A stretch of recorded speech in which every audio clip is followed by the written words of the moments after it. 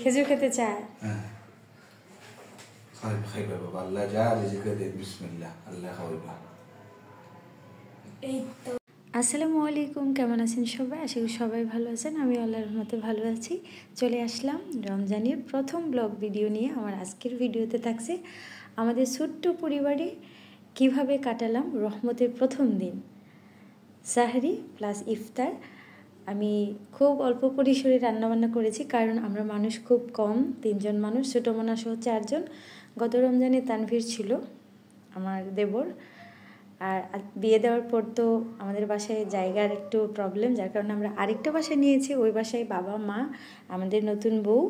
যাই হোক, আমি কিন্তু বাবার জন্য সামান্য পরিমাণে ইফতার বানিয়ে পাঠিয়ে দিয়েছি, কারণ বাবা তো ভাজাভাজি খেতে পারবে না, অসুস্থ মানুষ।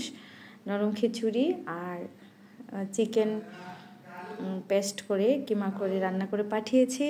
আর আমাদের জন্য পড়ানো শেষ করে আমাদের ছোটো মোনাকে সামলে ব্যস্ততার মধ্যে যায় সময়। যাই হোক, অল্প পরিসরে আমরা সাহরি এবং ইফতার যেভাবে করলাম একটা ব্লগ ভিডিও করলাম।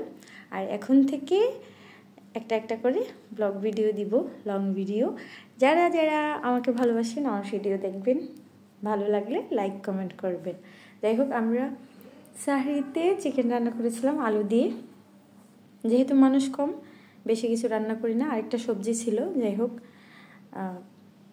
সন্ধ্যা রাতে খেয়েছিলাম ডিম ভাজা সবজি ছিল, আর চিকেন রান্না করেছি, আর অল্প করে রান্না করেছি। আর ইফতারিতে তো ভাজাভাজি থাকবে, পেঁয়াজু, বেগুনি, আলুর চপ। যাই হোক, ভাজাভাজি যা যা করার করেছি। তারপরে ছোলা, এরপরে হচ্ছে খিচুড়ি তো থাকবেই। সিলেটে খিচুড়ি বা বিরিয়ানি আর বানাই নাই, খিচুড়ি বানিয়েছিলাম। সব কিছু মিলিয়ে আলহামদুলিল্লাহ প্রথম সাহরি প্লাস ইফতার, আলহামদুলিল্লাহ, শুকর আলহামদুলিল্লাহ।